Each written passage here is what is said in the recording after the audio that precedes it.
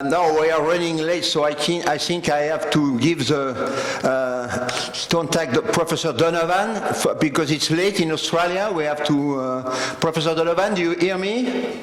Yep, no worries. So you are together with Dr. Shanna, and you are giving us a talk on technology in maternity care. That is a different way of virtual reality application. Thank you, Professor Donovan. No worries. I'm going to share. You can share your screen, yes. Okay. Beautiful. Cool. Okay. So bonjour, everybody. We don't speak much. We would at least do that. It's not. We don't see your screen. Please share your screen. Oh, it's not doing it. On the top of the window, you have share screen. You can click on share screen, and then OK. Yeah, it says on sharing screen. You should be able to see that. Down on the Let screen. me just try something. Hold on. But yes, yes, no. Share screen. At the bottom of the screen, you have a green icon. Yeah. You click on it, and then OK. And you choose your PowerPoint application presentation. Yeah, no, it should work. How's that? Yeah. Okay, it's coming. Yeah. Very good, excellent. Thank you. Delay.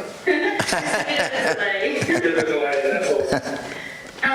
So yeah, merci beaucoup. Thank you for inviting us to this meeting. We're very honoured, and it is a bit late here in Australia. It's just after midnight. So my name is Shanna Fealy, and obviously we've got Dr. Donovan Jones here as well.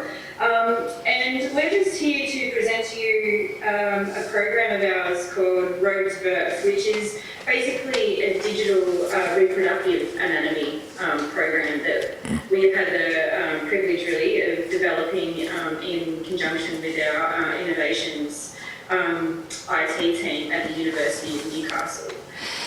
So just to give you a bit of background, we're both lecturers in nursing and midwifery, and some of the motivations to design these sort of technologies has come out of pure necessity, really. Probably like most institutions for yourselves in Europe, we're always under constraints in terms of finances. We need to find ways of engaging our students who are now more digital natives, trying to make more content accessible over large geographical areas. So that's some of the reasons why we've needed to kind of come up with different ways of teaching, really, just to afford more students with more authentic content.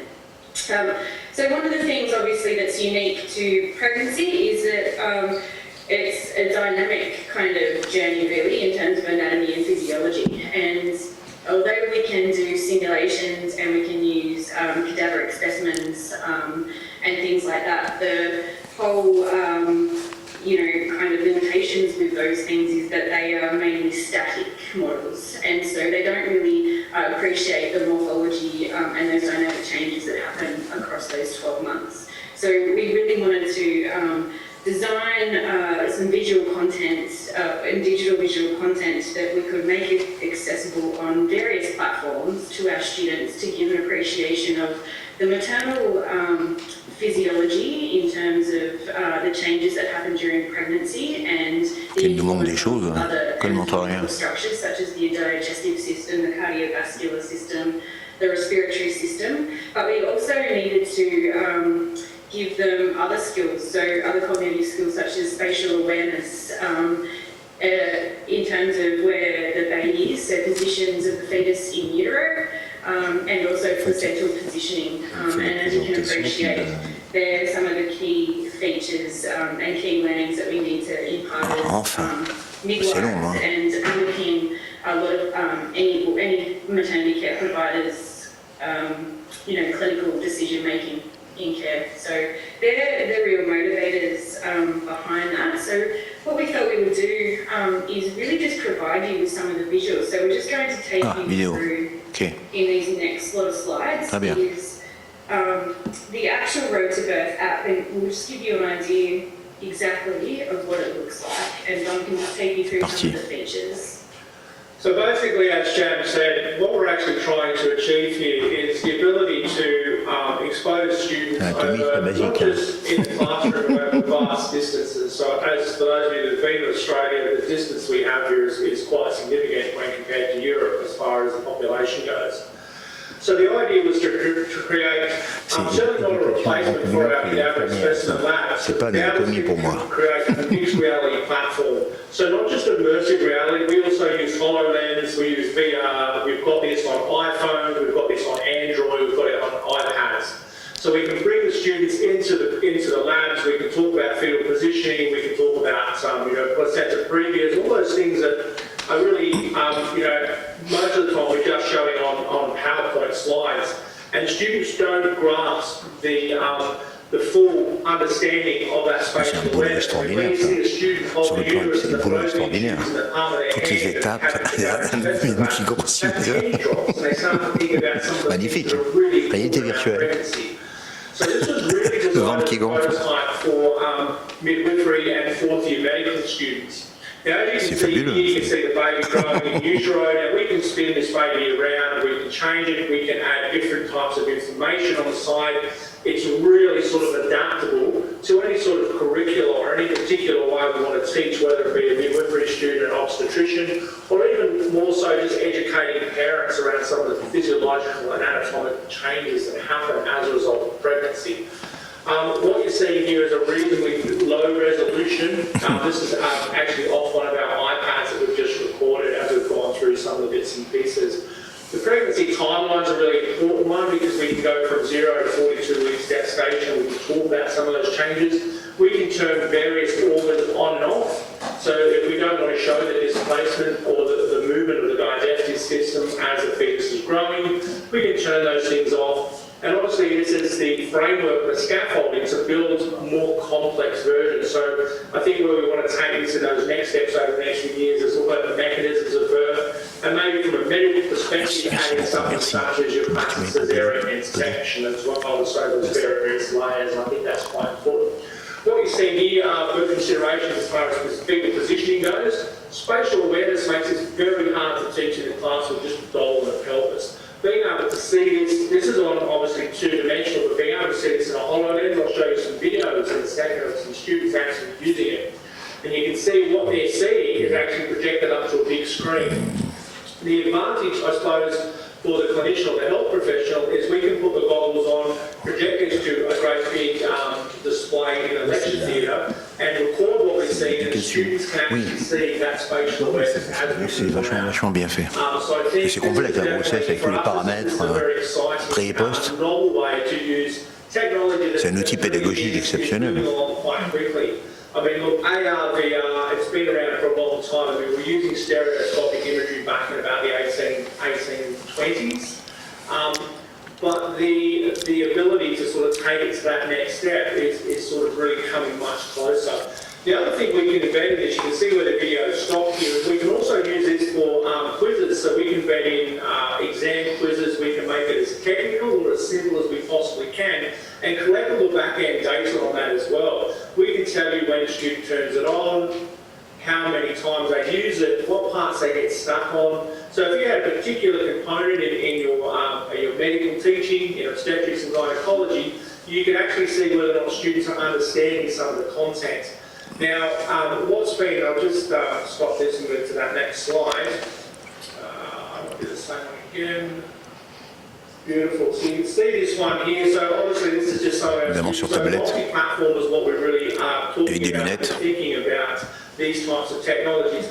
Not everybody has a VR headset, and I can tell you right now with the COVID-19 that's just run across the globe, getting kids and students and clinicians into headsets is near impossible at the moment because of the infection risk. So we can actually deploy this on a tablet as well, which allows the students to have the immersive experience, but then actually take it home and continue to build that learning. And from an anatomy and physiology point of view, especially if you're teaching a junior medical resident or an intern, things such as the standardisation of caesarean section, this is a really good way to start to build up some of those spatial awareness that we just cannot teach in a cadaver specimen lab. So what we'll do here, I'm just going to show you a quick peek of the Exactement, technology bien sûr, on pourrait faire une simulation d'opération pour apprendre, etc., des stratégies, des techniques, bien sûr, bien sûr, bien sûr. This is with a HoloLens. This is the second version of HoloLens. Ça c'est une lunette, tu sais.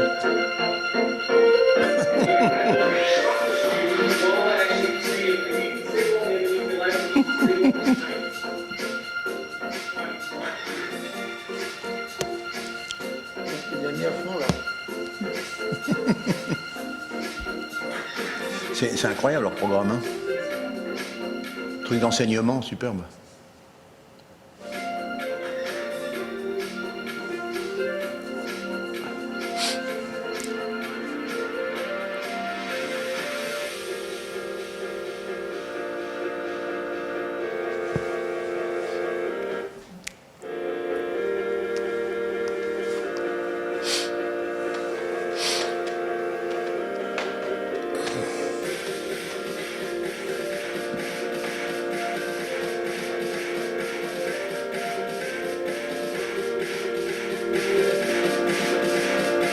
Bah, c'est sûr, pour l'enseignement à distance.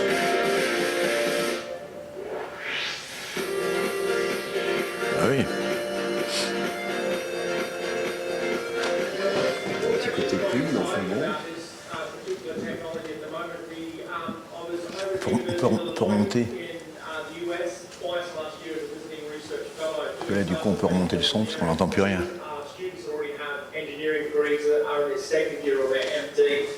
And we've actually used this technology embedded in its problem-based learning, and it's actually when the folks are actually going through the data and writing the papers up. But it's quite interesting to see how well the university took it on board. And we've already had a reach out from University of Kansas and their medical program there. So I think what we're looking at is something that we can actually start sharing around the world and start to build around that obstetrics and gynecology and anatomy and physiology.